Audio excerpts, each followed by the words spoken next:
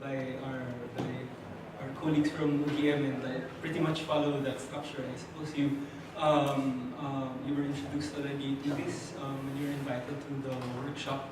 Okay, so for today, it will be a combination of input as well as exercises. Okay, with regard to two items in writing journal articles. First, an argument, writing a convincing argument, and this afternoon, questions of structure, organization, flow, cohesion, and so on and so forth. And the input and exercises will really be a combination of things. First, some passages and my interpretation of those passages from various books regarding scholarly publications, writing journal publications. Two of them are very recent. Eric Hyatt's Elements of Scholarly Writing, okay, and another book, Lawrence by Laura Belcher, and it's Writing Your Journal Article in 12 weeks. So for tomorrow, I'll probably flash a slide on suggested readings, like reading recommendations for you to take away and start reading as well when you prepare your articles for publication. I think I also have some passages from an actual article submitted, reviewed, and published by Critica Cultura, so that it'll give you an idea with regard to not just the various stages and not just the various sections of a journal article, which I think Dean Darliato talked about a bit. So thankfully, he saved me a bit of time and work when talking about the structure of the journal articles. But I did notice that in his presentation, he was talking a lot about scientific publications. You'll realize that working from literature, sastra, that literature articles are slightly different. Okay, with respect to content, organization, the audience. I suppose in scientific terms, he was talking about method. In literary studies, we don't just look at method; we also look at the theoretical framework, theoretical undergirding of the articles, okay, and put lots of premium as well on the interpretation and the analysis. Okay, so Dean Darliato's comments, of course, will be significant. But of course, let's try to inflect the input a few minutes ago. Let's try to inflect that to our own contexts in literary studies. Okay, so pretty much that will be the flow for this morning, and this afternoon. Some input on argument, some examples. An example from a published article, okay, with regard to argument and structure, as well as I think I was also requested to give some time for exercises, points for reflection, and so on and so forth. So I've also built in some time for reflection, small group discussion, and so on and so forth. As I understand it, tomorrow's activities will be general comments, mentoring, and individual work. Okay, so at the moment, I was given 8 printed manuscripts, and I think 7 of the authors are here. So I've already started to read that and hope to finish reading all of that by tomorrow morning. Okay, the rest I will have to devise a way to listen to your articles, listen to your ideas. As I understand it, your articles are still being translated. Is that right? So the articles are still being translated. So that I'm looking forward to hearing from you tomorrow as well with regarding your articles. Okay, right. So I think that's for 2 days. So most of the activities tomorrow will be geared to workshopping, commentary, okay, feedback, questions, and so on and so forth. Okay, right. I need this, of course, to be like a dialogue between myself as your resource speaker and you as the authors who have already submitted manuscripts. From my end, of course, I'm I'm excited to read your manuscripts. And truth to tell, I'm learning a lot actually from the manuscripts that I'm reading. Okay, and of course it's extending. As an editor, I'm really obliged to extend my range with regard to reading numerous literatures, national literatures, regional literatures, not just from the Philippines, okay, but also very importantly like within the region, okay, and possibly in numerous areas of the global south, okay, Europe, North America, and so on and so forth. So one very particular positive element that I've been having like over the past 3 days reading your manuscripts is that I'm learning a lot about your fields, okay, and I hope to contribute as well to the development of your manuscripts, okay. So I mean this exercise, these activities to happen in a spirit of dialogue and exchange, knowledge production, as we academics would call it, in view of a specific aim of journal publication, with which, of course, there are certain protocols, there are certain processes, as Dean mentioned earlier, from manuscript submission all the way to acceptance. Okay. That falls slightly outside the scope of my discussion, since I think I was asked to look at internally the dynamics of the workshop itself. But if you have any questions, about the external facets of journal publication, such as the reviews, peer reviews process, and so on and so forth, feel free to ask me that as well. Okay, so again, the scope mostly of my discussions will be internal to the manuscript. Okay, so numerous facets of the manuscript, from argumentation to transition, okay, conclusion, and so on and so forth, right?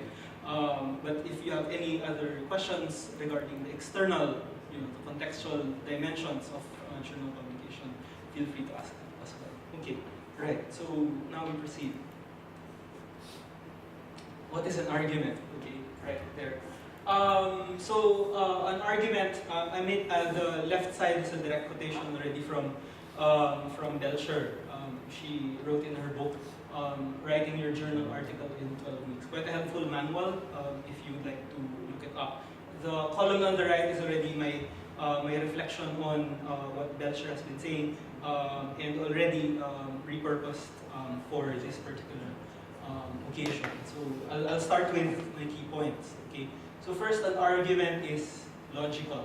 Okay, right, and the body of the essay demonstrates the development of this particular logic. Okay, so you would expect your argument to be already a concise, succinct, crystalline expression, right, of a main point, okay, and this main point unfolds. Okay, this main point is developed. This main point is manifested. Okay, throughout the rest of your 25 to 30 pages. Okay, so do think about that, right?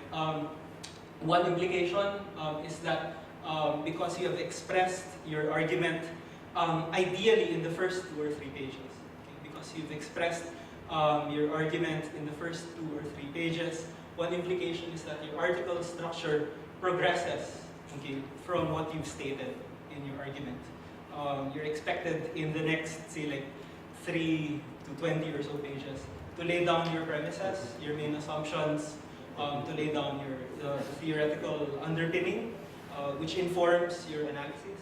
I suppose, in various degrees, also explain a bit about your methodology, explain a bit about the scope of your article, the scope of your material, your subject, and so on and so forth, as well as your analysis, etc. All the way to interpretation of evidence, describing your evidence, and your conclusion. Okay, right. Item number 2, an argument is persuasive. Okay, meaning to say, you aren't just trying to convey your scholarly findings, and this is, I think, very important for us working in literary studies, specifically and the humanities very generally. You're also attempting to persuade or to convince your reader, okay, with respect to the validity of, the significance of, the importance of, okay, of your interpretation. Okay, so said in another way, you're not just like trying to lay out academic findings. Okay, you're also trying to establish a relationship with your reader or your would-be readers. Okay, right? And because the theme of this workshop is international publication, that really opens up the field of readership to, if you want, to numerous, okay, to wide vistas. Okay? Because when you talk about international readership, it's like, who is that? Okay, so the implication, of course, in nuts and bolts terms, with writing your article is that you have to assume that your reader, in this case, if you want to persuade him or her, you have to assume that your reader, your international reader, has to fill in gaps with regard to the importance of your topic, certain assumptions that have to be made, and so on and so forth. Okay, so again, put concisely, for item number 2, because your argument is persuasive, because you are trying to establish a kind of like relationship with your reader, your imagined reader, to try to convince him or her about your particular argument. Okay, you also assume that your imagined reader, you also assume that your imagined international reader, whoever he or she might be, needs to be guided. Okay, needs to be guided with regard to the content. Okay, and again, this is important because, as I understand it, the workshop is about publishing internationally.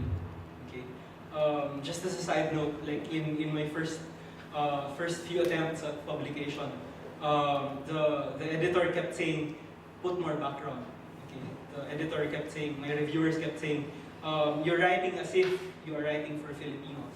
Okay, but take note, or the journal, Critical Cultura, because before, as an editor, I was publishing in my younger, a few years before, in that journal. The reviews I kept getting were, you're not just addressing Filipinos, you're not just addressing fellow Filipinos. Even if your scholarship and your creative writing, because I'm also a poet, even if your scholarship and your creative writing is about Filipino topics, as I write about international artist and fictionist Nick Joaquin, please assume that your readers know very little about Nick Joaquin. So something like that. Okay, so in order for your argument to be persuasive, in order for you to establish something with your readers, make sure that you put yourself in his or her shoes. Okay, so again, further implications: the author establishes and cultivates a relationship with the reader. The author maintains this relationship with the reader by means of a number of strategies, establishing credibility. That's where the scholarly dimension comes in. You have to know your stuff, okay, in that sense.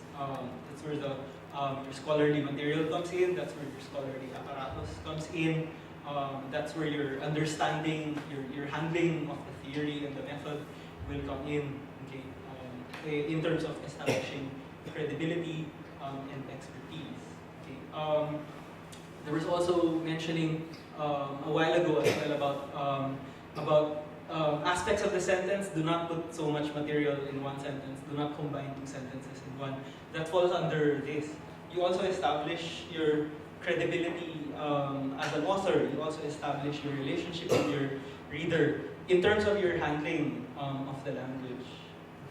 So you can be writing about cutting-edge things. You can be writing about manuscripts, okay, which you are excited to let international readers to discover. But the language has to be clothed. The language has to be dressed up. The language has to be written in such a way that international readers will find it accessible, interesting, okay, relevant, significant, and so on and so forth. And that's just in terms of the language, the sentence dimension. I'll talk a bit as well later on about the structural integrity of the article. So meaning to say, the middle portion of your essay,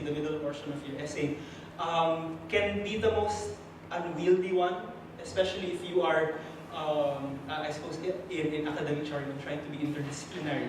Okay, if you're trying to be theoretical, etc.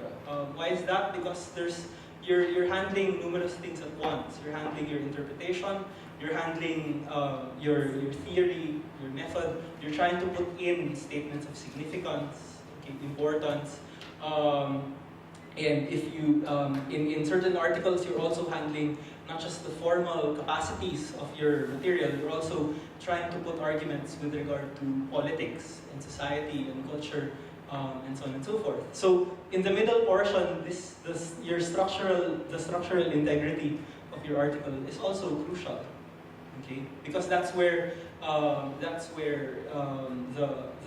nuts and bolts of your article are. That's where the meat of your article may be found. Okay? But again, to go back, it goes back to your argument. Okay? Meaning to say, your argument in this sense is a kind of like contract, if you want, with your reader. You've declared in your main argument, which is part of your introduction, that you will talk about this. In the middle part of your article, your reader expects that what you have declared in the first 3 or so pages will actually appear. If you are in excess in the middle parts of your article, your reader will go back. Okay? And I find myself doing this a lot with journal submissions and with student papers. He's talking about something which he did not mention in the introduction. Okay? Right? He's talking about something in excess of the introduction. Or conversely, the thesis statement, the argument, or the introduction declares something, right? And then I come to the last page and it didn't appear in the middle part. Then I find that there's something missing or there's something lacking. Okay, there. So the argument, okay, is important in terms of content, scope and limitations of your article. A relationship, establishing a persuasive relationship with your reader. Okay, right. Here I've mentioned that the argument identifies the scope and the direction of your article. So I mentioned the scope here. What's also important is that the argument is also something like a compass for your reader. The argument serves also as a kind of like map, if you want, a very handy analogy, or a compass, if you want another handy analogy. In the sense that, again, what appears in the thesis, what appears in the specific area of the thesis, specifically put, or in the broad area of introduction, in a sense should guide you as authors in offering the structure of your article, and conversely should also guide your readers with regard to accepting the materials, handling the materials that you've mentioned, being guided by or receiving signposts from you, so as to make the reception of your article easier. Okay, so again, it may sound like it's just an argument. It may sound like it's just an introduction per se, but it serves many purposes. Okay, it serves many purposes, from content to persuasion, to structure and signposting, etc. Okay, right. Some things which you shouldn't do in a statement of argument. I've outlined among many just one here. An argument is not a statement of significance.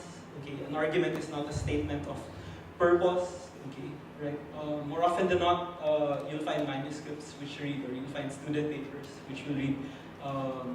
My aim is, my purpose is, this article is important because the relevance of this article is, the relevance of my subject is, I find it important that, and so on and so forth.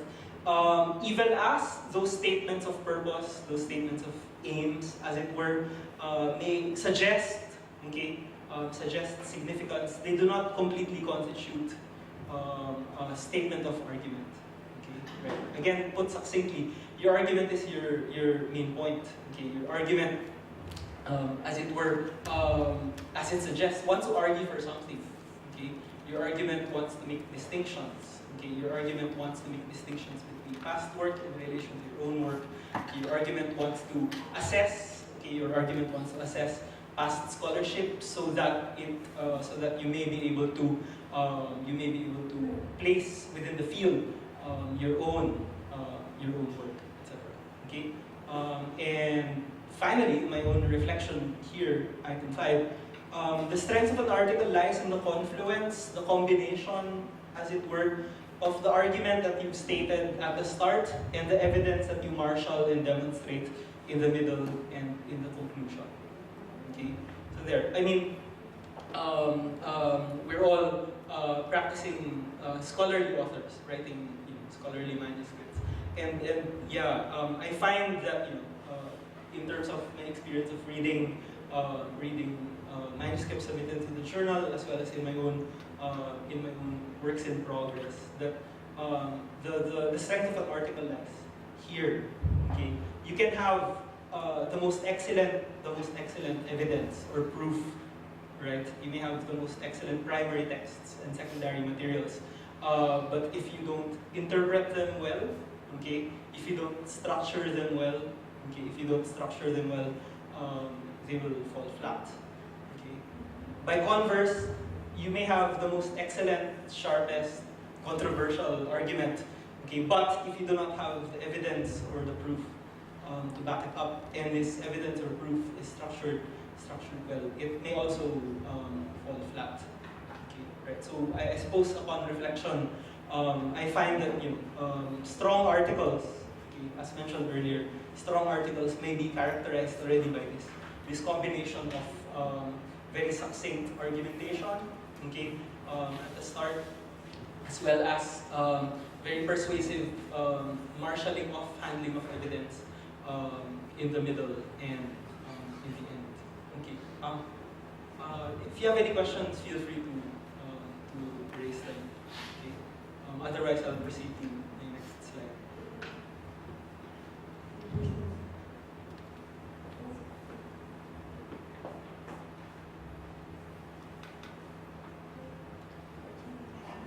Okay, there. This is the first of like a series of exercises, and again taken from Belcher's book.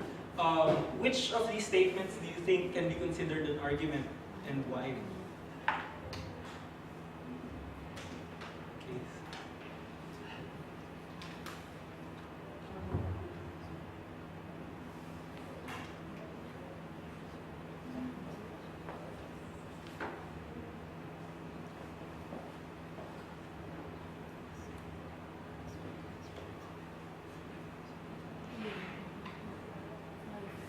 Five. Okay. Yes. Yes, ma'am. Please explain. Yeah. I just feel it. Yeah. Okay. As you said before, the argument is at least have at least it's the part claim and proof. So there's five.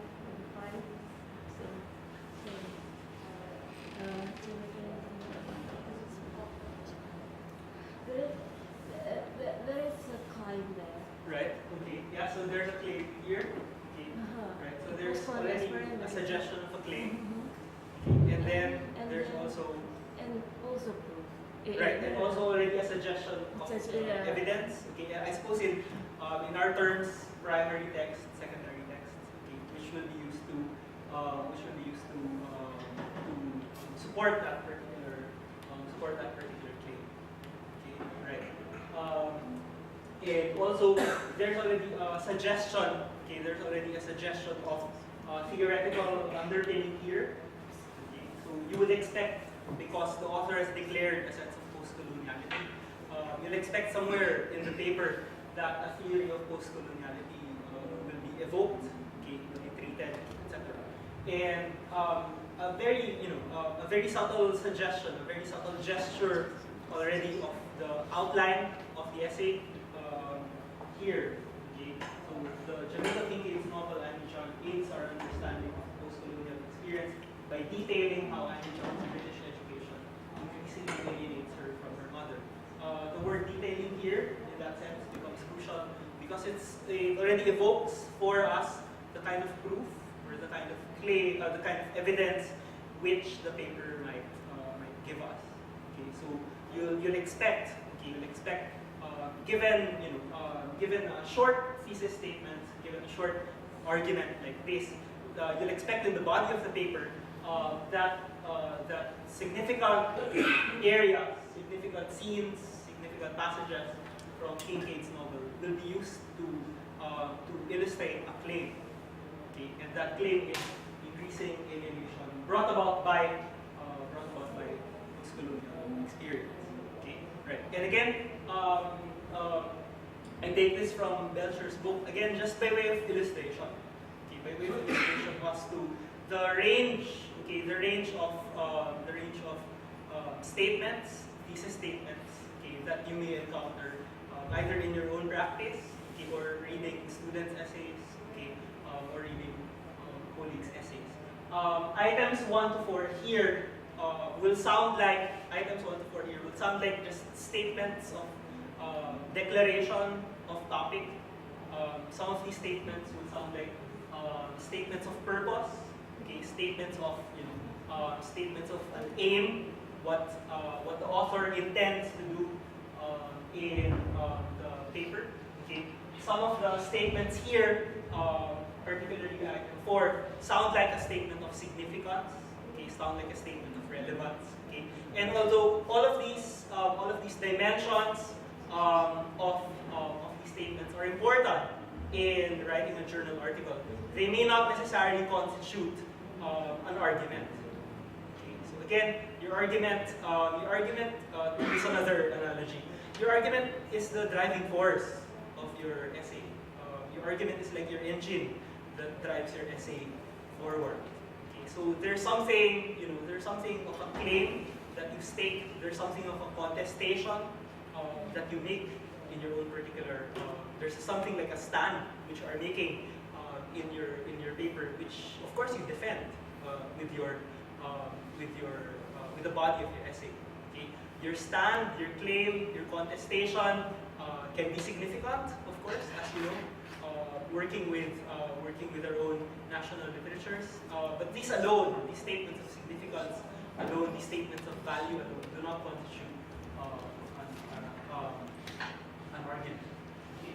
Right. So again, also part of the intention here, of course, will be to train us to be self-reflexive authors, okay? To be self-critical authors with respect to revision of your article.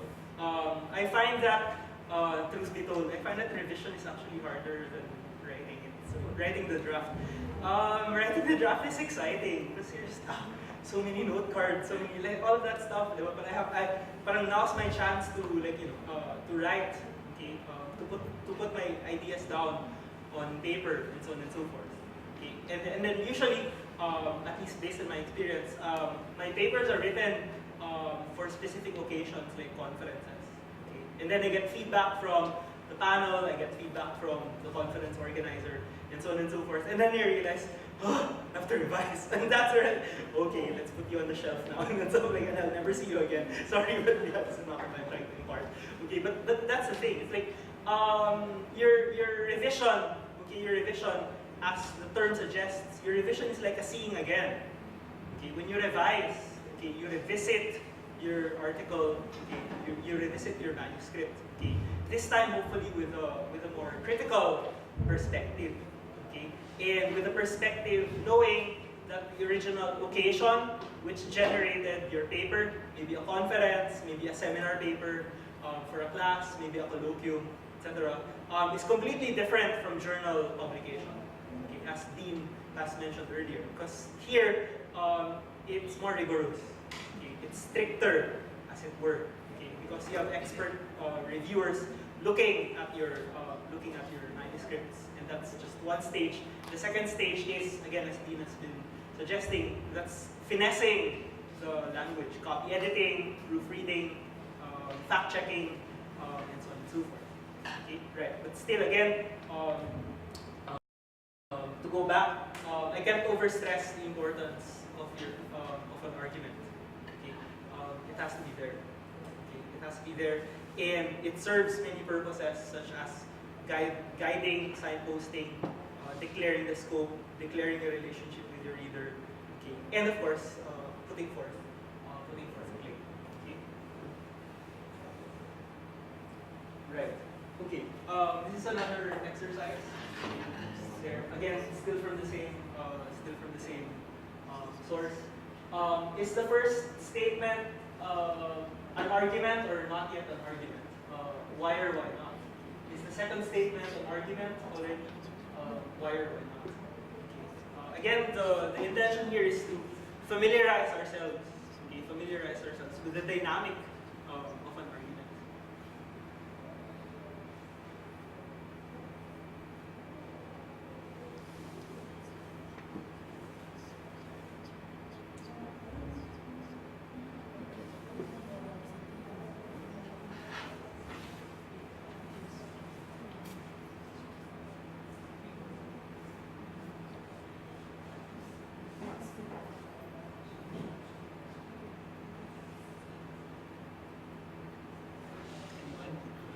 Yes.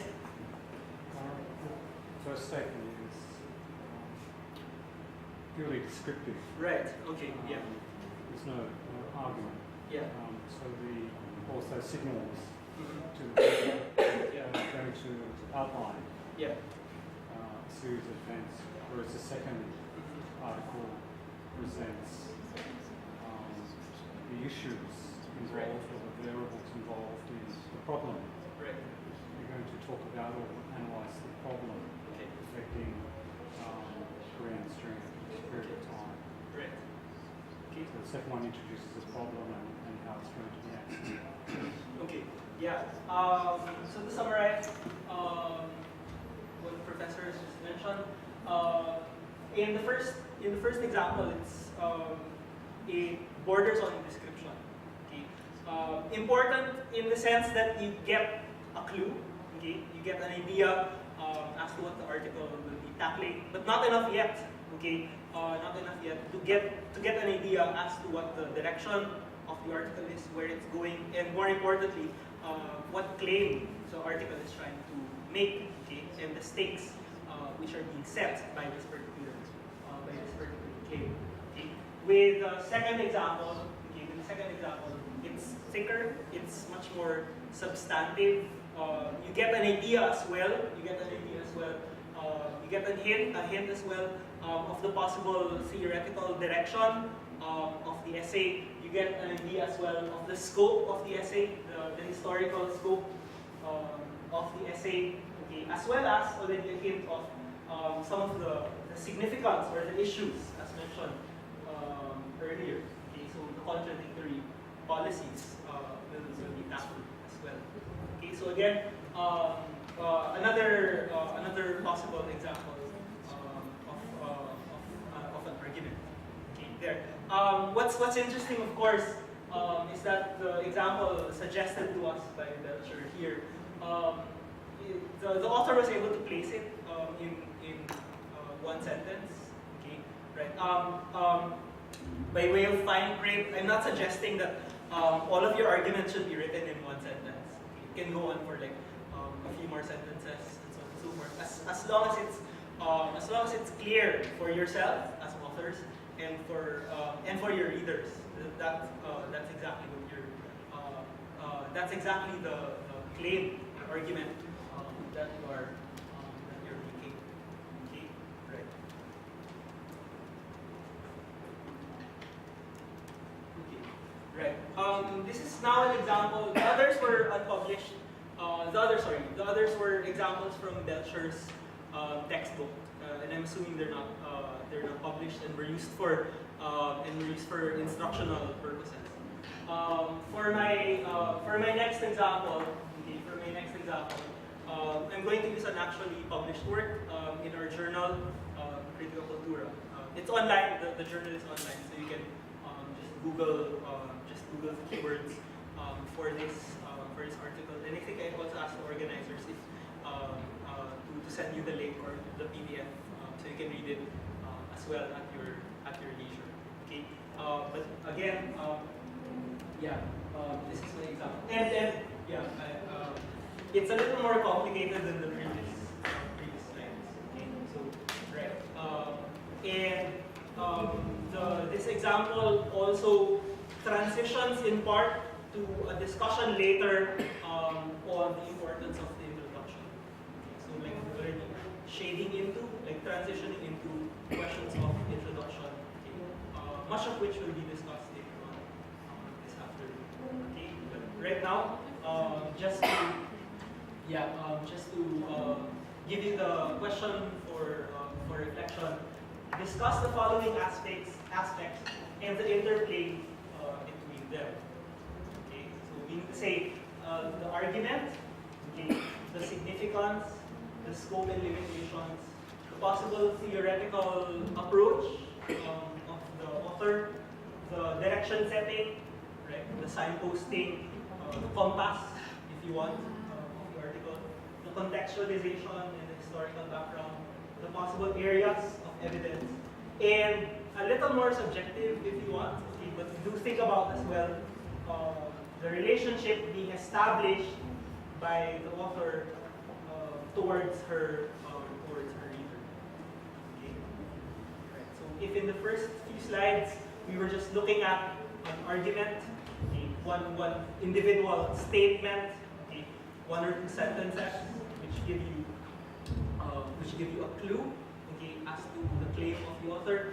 Please realize, of course, that the argument is embedded within the larger area of the introduction, to which we now transition. Okay, great. So we'll give you time to look at this. Can you read it from the back?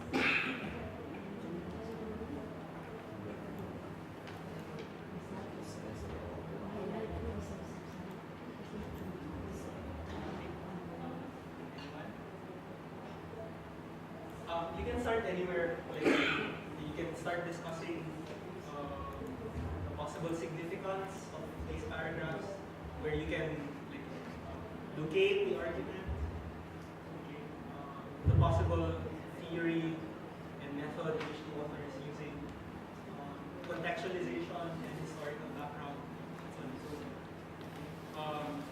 Anyone? Maybe Yes. the arguments. This cognitive is the colonials of the Yogyakarta context. Okay. And the first paragraph. Yeah. And then above this there is a historical Yeah. aspect, Okay. Yeah. historical background. The American national.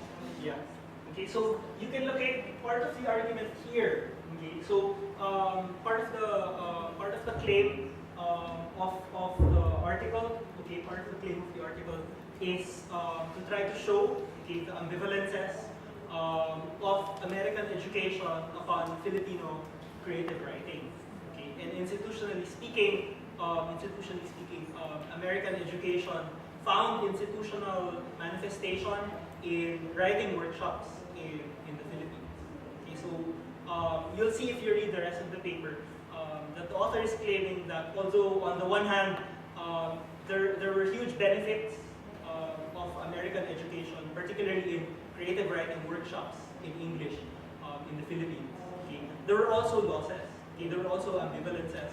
There were also downsides. Okay, because it also contributed to the miseducation of the Philippines. Okay, so very strong. Okay, very strong argument mentioned here. Okay, very strong argument mentioned here by the author. Okay, and just as a side note, when this article was published, we received lots of hate mail from the from the journal. Okay, so there. So anyway, yeah. That's I suppose one effect that we can discuss that later on. The actually existing effects of scholarship.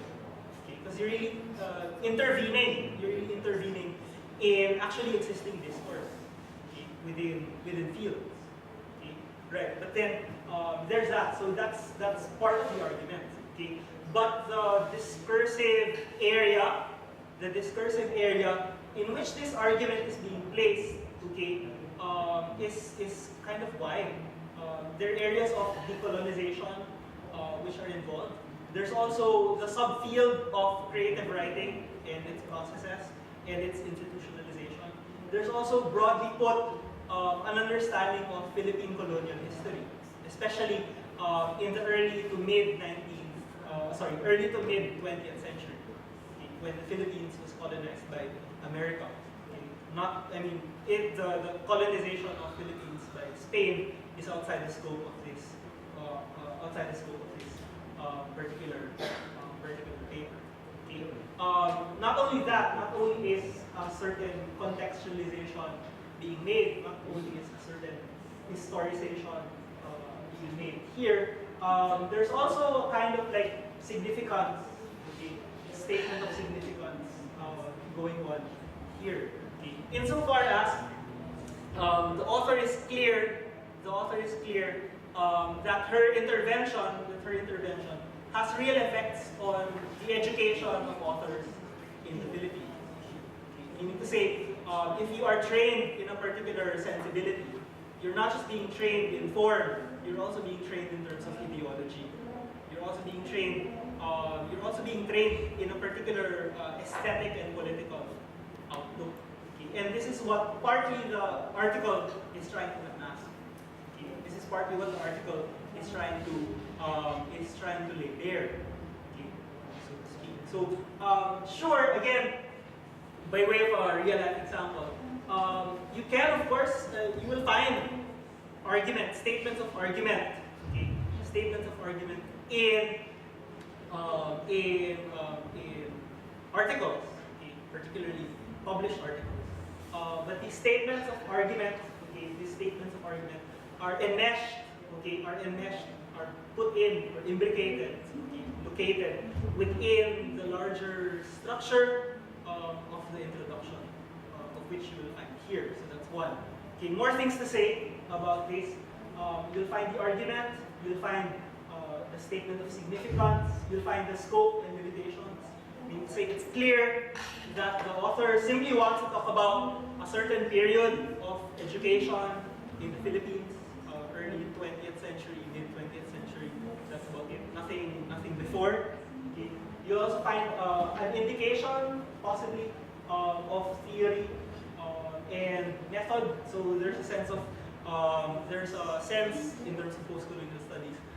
There's a sense of an attempt to decolonize the Filipino author, to try to show, on the one hand, how the Philippine author was miseducated in order to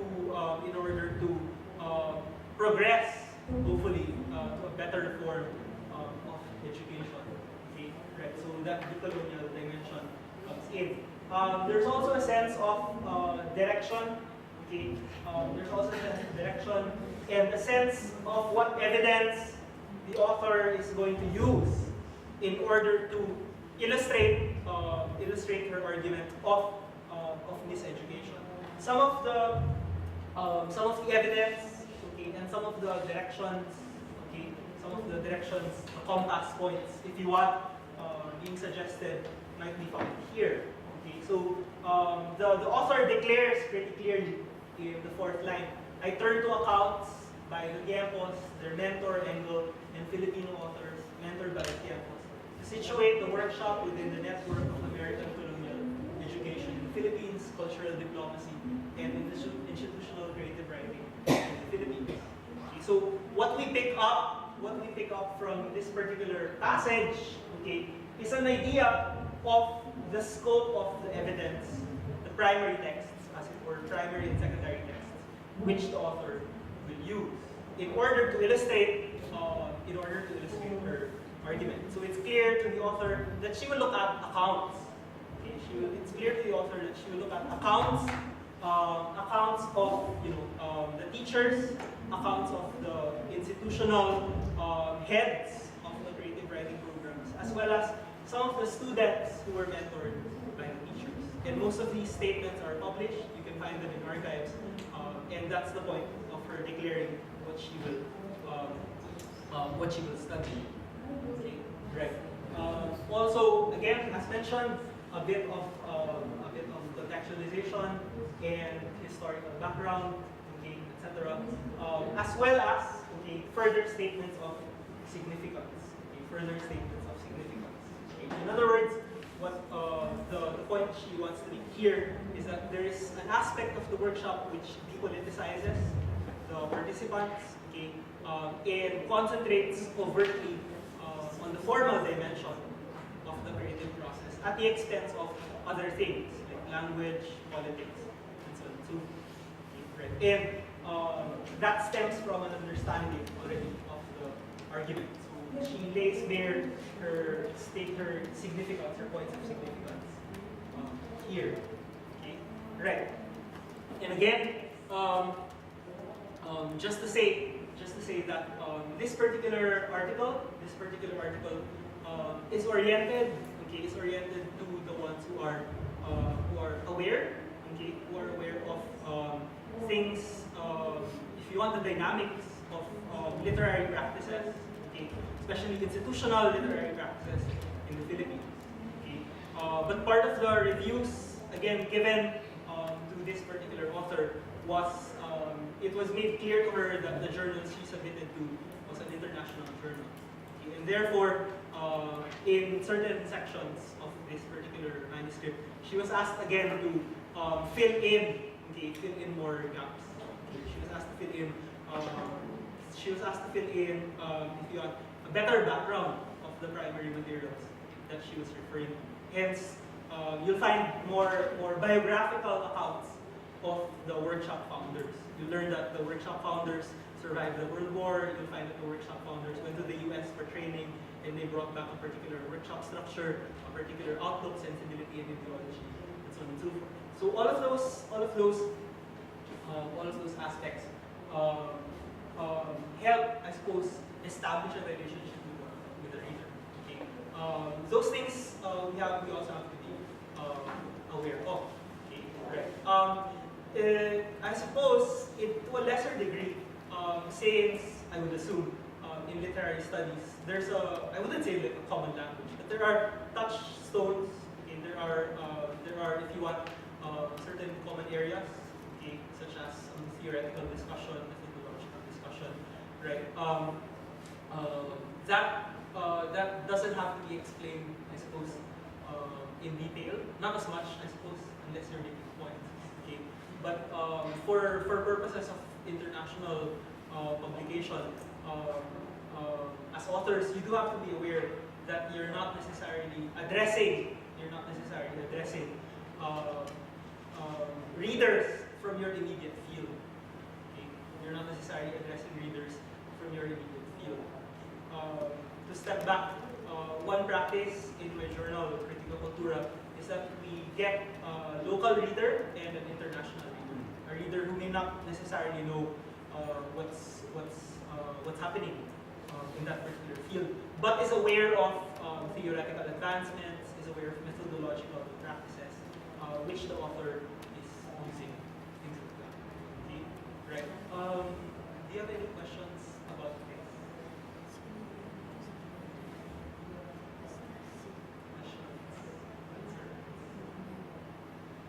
Yes. In terms of review, because Yes, yeah. you are already talking, you talk already also about the review. How is, because literature is different, as you said, Yes. different with the engineering and the science. Yeah. How if the reviewer and the author, they come from different school of thought and trying to define something. So Okay. sometimes the reviewer Yeah. have a different idea about maybe very little thing, Right. but it is very, very substantial. Okay. So how usually as an author we have to do Yeah. it? That is resolved on the level of the author. Again, if I may be permitted, we can move into like journal reviewing practices, at least with my journal. I understand, at least in my work as editor, that the author has the last say. Meaning, in practical terms, it's the author's byline that will appear, it's the author's reputation, apart from the journal's reputation, of course. But the reviewer is behind the scenes. The reviewer may dispute with the author, but all of that is confidential, and all of that is only seen by the eyes of the editor and the managing editor. So that's resolved really on the level of on the editorial level.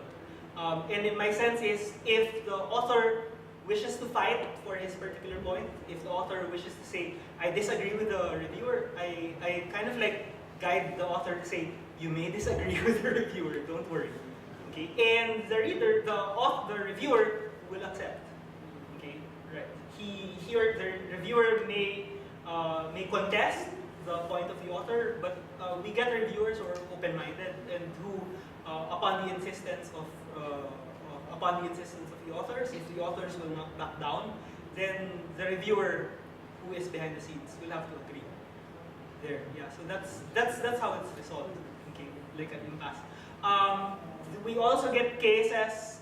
We have 2 reviewers per manuscript. We also get cases where one reviewer accepts it for publication, another rejects it. In that case, we get a 3rd reviewer, and that delays the editorial process by around a month or 2 months because we get a 3rd tiebreaker reviewer. Okay, right. So as much as possible, we would want the discourse to happen on the level of editorship. Okay, right. And everything is resolved. On that level. Okay, as much as possible. Okay, yeah. Yeah.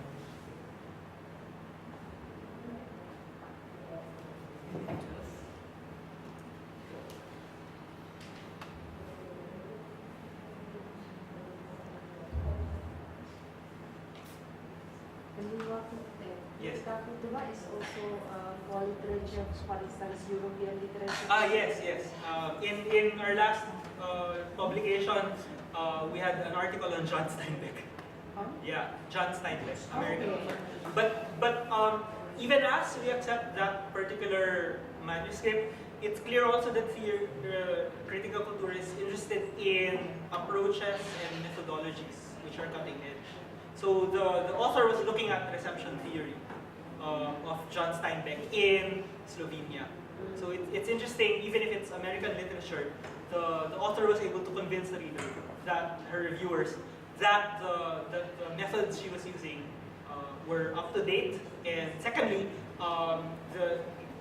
because again as editors we're very curious, we didn't know anything about the reception of John Steinbeck in Eastern Europe. So we wanted to know that as well. Okay, so even if broadly put, the critical culture is about literary studies, we're open to other national literatures. Okay, Okay, and we're also especially open to advanced applications of theories. Okay, so just by way of example, we published recently articles on eco-criticism, and again in emergent field, articles on Philippine eco-criticism. Because we're in that sense we're curious as to how this emerging theory will be applied to. And we also have we're developing a section on food studies, globalized food studies. So it's already bordering on literary interpretation, representations of food in novels, but there's also the social science dimension because the guest editor is also we're working with the guest editor in terms of the globalization of food. So there, yeah. Yes. A technical problem that we will discuss later. Yeah. But in terms of the significance and also the author-reader relationship. Yes. You alluded to it earlier, you mentioned it earlier, is that for many of us, we are studying national literature. Yes. Yeah. Well, you could say that John Steinbeck is an international, has international acclaim. He is studied in many different countries. But the problem that we face is that we're studying national literature. Yes. So certainly one of the problems is that many readers would not be familiar. Precisely. Yeah. So to me, the implication is that one would need to spend more time on the background, explaining it, explaining the author. But I was interested in your thoughts about how to overcome that problem in the introduction, Right. where Okay. a local author may not seem significant to an international audience. Right. Okay. I'll answer that very broadly first. Okay, and then go into detail. Journal articles are limited by word count. Okay, so in that sense, with Critica Cultura, it's 7,000 to 8,000 words. In that sense, you have to make your claim concisely, quickly, substantively, and in an organized manner. Okay, so that's the broad way of putting it. Like whatever background information that you need to put has to appear within those 7,000 to 8,000 words. I suppose within the introduction as well. More specifically, again, just to answer the questions of authors who are very known on the national level, but not necessarily known on an international level. I suppose that's already part of the onus of the author to try to introduce the author in a manner that is interesting, relevant, and concise, and at the same time not skimping on and not sacrificing the analysis in the middle. Okay, so speaking personally, because part of our agenda really is to try as a journal to open up spaces for emergent literature. Our journal is sympathetic to that sort of thing. Okay, so we try as much as possible to publish not just Philippine lit, but also Southeast Asian literature, okay, minor literatures, and so on and so forth. But with other journals, you may have to do a stronger kind of like convincing. Okay, so either off the top of my head, since I'm just hearing your answer now, maybe state the importance of the author nationally, right? But then see how it's comparable to other figures in an international field. Okay, this is one problem. Just to address my question from Philippine literature. Our national artist Nick Joaquin is hardly known outside the Philippines, but it's only after the publication of Joaquin in Penguin that he has started to gain international stature. So again, that's part of the limitations of the World Republic of Letters. We come from a dispossessed area and have to, in that sense, convince other journals of the importance internationally of the authors that we're studying. I don't know if that answers your question, but so again, just to summarize, there are limits of word count. okay, very broadly. But within that limit, you have to put in, you have to state already why the author you're studying is important, both internationally, both nationally, and also regionally or globally. There are many ways of doing this. Perhaps maybe to show the cachet, okay, importance of the author, maybe to show comparability with other authors, okay, maybe to harp on the relative neglect of that author, and maybe it's high time already to suggest, yeah, this.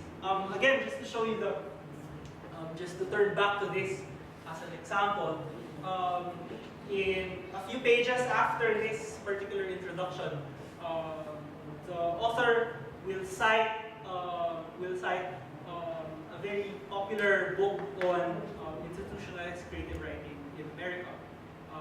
Say the effect of creative writing programs globally.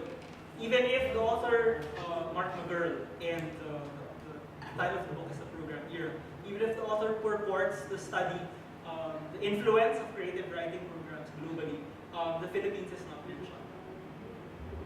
So the author here, Conchitina Cruz, addresses that problem.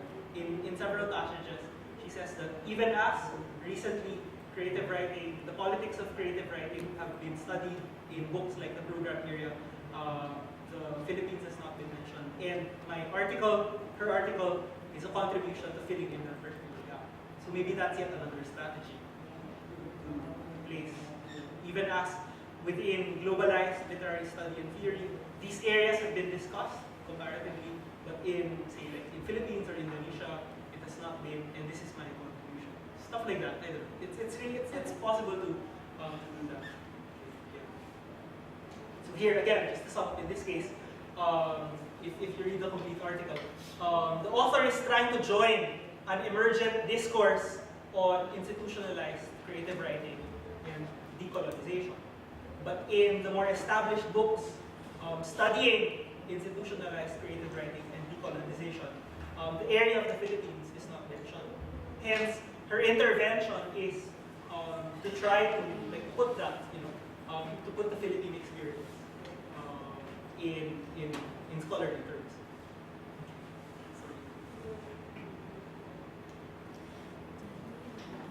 Yes.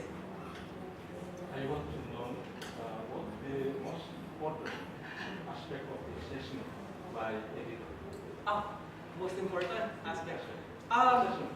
Again, it's a combination of what you'll find here. Okay, right. What the editor looks for, in part, will be a statement of the argument. What's the argument? The editor will also look at the statement. The editor will also look at the way the article is located in current and emergent discourse, current and emergent, conversations and discussions in the field. The editor, or more precisely, the reviewer. The reviewer will also look at the strength of the analysis. Okay. The editor will also look at the strength of the statement of the significance. Why is this important? Okay. Because a number of us might be working with very old manuscripts, for example. Okay. On the one hand, which need further background information. A number of us may also be working on very contemporary manuscripts which nobody else has studied. Things like that. So there's that. So again, just by way of concession, since the question was raised, our reviewers usually look at this. Okay. Our reviewers usually look at this. We give a questionnaire for our reviewers to look at, and most of the questions broadly engage with aspects of argument, aspects of theoretical framework, aspects of review of related literature, aspects of significance, and so on and so forth. And that's what they look for. Okay. Yeah. Yes. Thank you so much for your time. The slide shows us 2 paragraphs. Yeah. All right. So according to you, which part of each paragraph showing us or implying arguments, significant scope, and limitation, and those aspects? Because in the previous explanation that you told us before, you told us that the argument is not a statement of significance. So it means that argument is different with the significance.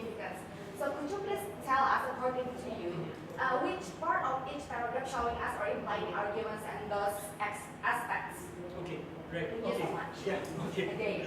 Yeah, no, that's right. Just a review. Right. Okay. So this part already gives us a statement of the historical background, the contextual background. Okay. Part of the significance might also be found here. Okay. Also theoretically, you might find some of the touchstones here with decolonization, etc. You'll find part of the argument here, okay, as well as here, okay, at the bottom, okay, right, and then the evidence might be found here, okay, and she'll discuss, her primary texts, okay, she'll discuss her primary texts there, such as the accounts of the founders of the writing programs, the students of the writing programs, etc. And then, yeah, some statements of significance here as well. Okay. Yeah. So you think that the Corinthina Chris writing consists of those aspects from argument until author and reader relationship, according to you? Sorry. So you think Corinthina Chris writing in front of us right now consists of those following aspects or those aspects from argument until author and reader relationship? Arguably, yeah, arguably. I mean, it's very different for every case. Okay, so I mean, say I'm just using this particular example by way of illustration.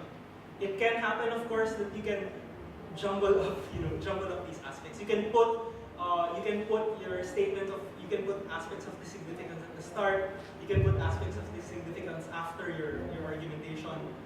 You can put a brief statement of your theoretical framework somewhere in the middle and stuff like that. Okay, so again, to be honest, that's the harder part to teach in writing journal articles. The slideshows like these will make it appear that it's mechanistic when in fact it's not. So I'm not trying to imply that writing a journal article is like a connect the dots, paint by numbers kind of thing, because it's definitely not. The last question?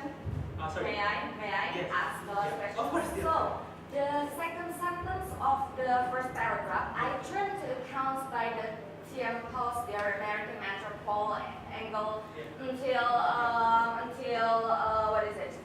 Writing in the United States. Yes. You think the second sentence of the first paragraph, argument or significance? Actually, more like statement of the evidence.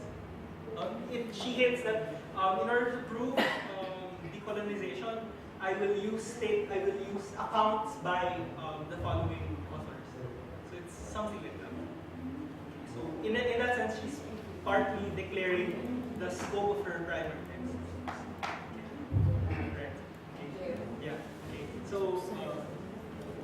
again, just to synthesize what our two professors have been saying, and thanks because the discussion is becoming more complicated. And I suppose as humanists, as literary studies scholars and authors, that's the way to go. Okay. What I'm also trying to say here is that don't think that a workshop like this will give you mechanistic processes. Okay. It's not like you have a formula, you follow that formula, voila, an article will appear. Definitely not. You know very well, working with humanities, working with literary studies, working with literary interpretations, things can get fluid, tricky, complicated, contradictory, and so on and so forth. Which is already the part of the task, really, of the author, on the one hand, is to make sense of all of this complicated material and render it in a manner that is understandable for national and perhaps international readers. There's that problem of, if you want, roughly put, there's that problem of conveyance, there's that problem of rendering, there's that problem of translation, if you want, to another audience. Right. I can look at this material and in a shorthand manner and say, oh, I know what the author is trying to talk about because as a Filipino academic, I'm immersed in this. What I'm also trying to point out by way of suggestion here is that once it reaches out and once it gets projected to an international audience, I can see of course that the author needs to do and has done in several sections in her essay, has to do a lot of background filling. Okay, has a lot to do if you want justifying, explaining to an international audience or a regional audience in Southeast Asia the importance of that particular book, as our professor has mentioned there. Yes. Just one other comment. I'm looking at the original article. Okay. Yeah. Sorry. That's and I noticed that the argument does not appear until about page 4. Yeah. And then the argument appears, the paragraph, although we get is found elsewhere, so Yeah. it's quite disconnected. Yeah. Okay. In the original. Right. Okay. Is that a question? Yeah. So Yeah. more of a question about where is the logical place supporting the argument. Where's the logical place? And again, yeah, that's thanks for that question. That's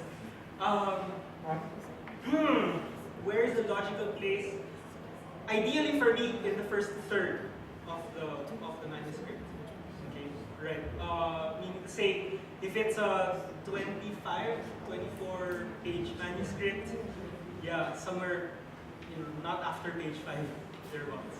Okay, page 5 or 6. Okay, but again, a number of the sources I've consulted, okay, but thankfully not through experience of editing journals. Belcher, for example, or Eric Hayot later on in the slide, will say that they've come across articles where the argument is not until the last paragraph. So, and again, because this is humanities, it's like stuff like that. But again, conventionally speaking, you'll find it in the first third of the article. I haven't touched on, and I don't think I will. I don't have slides for this, but Professor Dean Del Yotto was mentioning earlier about the abstract.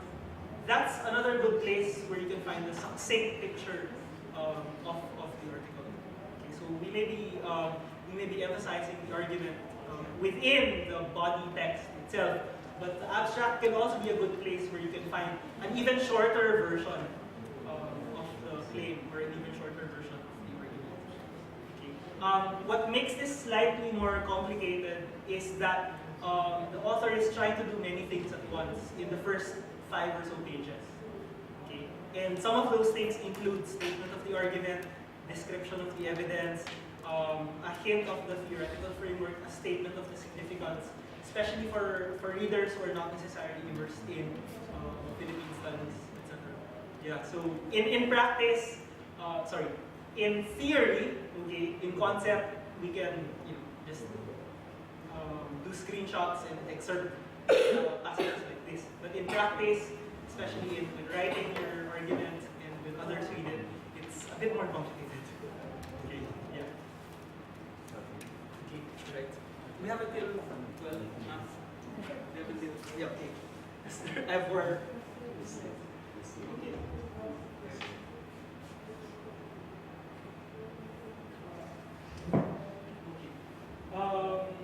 I'm not sure.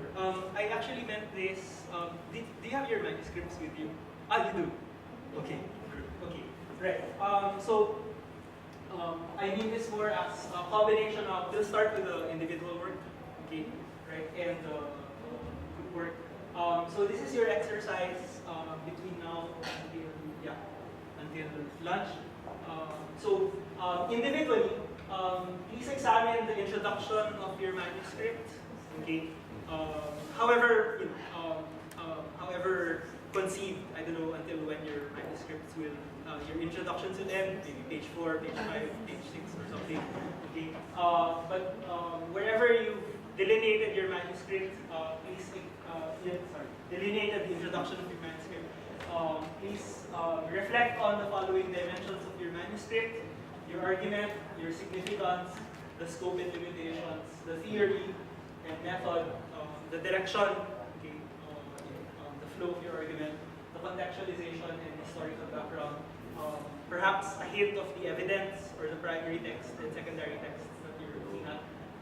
And lastly, author-reader relationship. Okay. How are you? How do you become persuasive, if you want, with your readers? Okay. Right. After that, hopefully we can break up into smaller groups. Okay. And discuss your findings. Okay. So the sensibility I would like is a kind of like self-reflexivity. Okay. Be critical and at the same time be generative or productive with your analysis of your own work. Okay. Right. Okay. So we can take around 15 or so minutes.